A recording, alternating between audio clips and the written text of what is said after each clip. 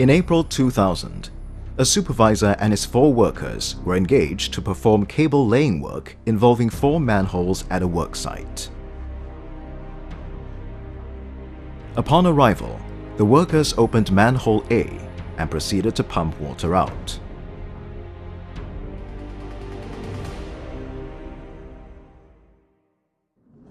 After 1.5 hours, the supervisor instructed worker 1 and 2 to open manhole B, which was 20 meters away. Worker 1 went to the lorry to get a ladder, which he then placed into manhole B. He climbed down the ladder until half his body was inside manhole B. At the same time, worker 4 was inside manhole A, pushing copper cables over to manhole B.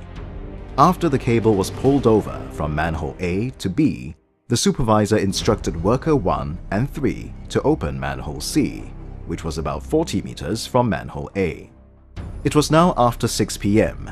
and the sky was starting to get dark. Worker 1 went to get a torchlight from the lorry and handed it over to worker 3 as instructed by the supervisor. The supervisor instructed worker 3 to check the number of pipes inside manhole C. The supervisor then left manhole C and headed back to manhole A. Worker 3 checked and confirmed that there were 6 pipes in manhole C. He then went over to manhole A to inform the supervisor. 15 minutes later, worker 1, who was waiting outside manhole C, noticed that a crowd had gathered around manhole A. Worker 1 went over to manhole A and saw 3 of his co-workers lying motionless inside the manhole.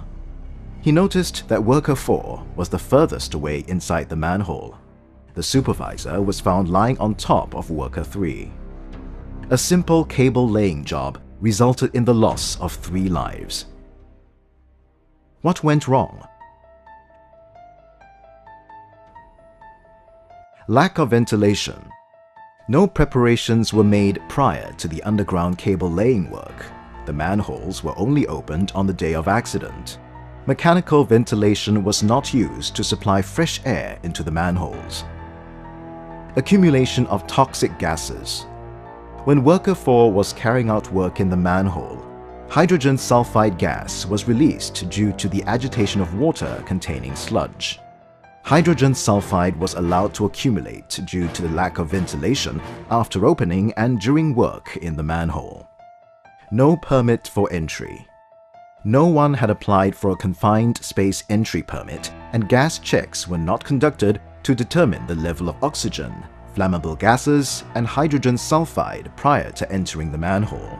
Lack of emergency response procedures. The workers entering the manhole were not equipped with a full-body harness and a lifeline, and there was no confined space attendant assigned to keep watch outside the manhole. Lessons learned. Risk assessment.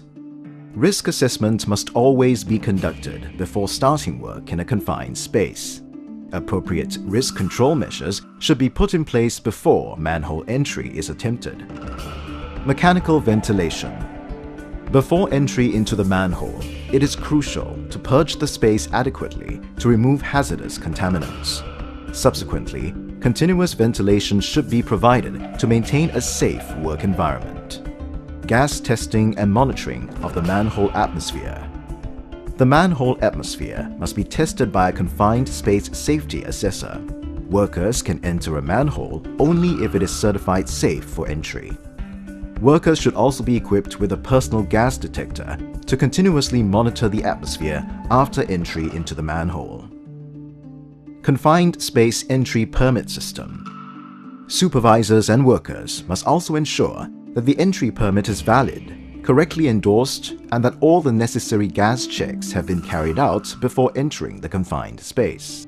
Emergency response plan. Supervisors and workers should be reminded of the importance of following proper emergency response procedures, and not to be rash when attempting rescue in a confined space. In this case, worker 3 was overcome by hydrogen sulfide when he rushed into the manhole to rescue worker 4. Similarly, The supervisor was overcome when he rushed in to rescue Worker 3 and Worker 4. Important lesson learned is that one should not rush into an unknown atmosphere without being suitably prepared. This is because an unplanned rescue may result in multiple fatalities. Remember, an unplanned rescue may be your last.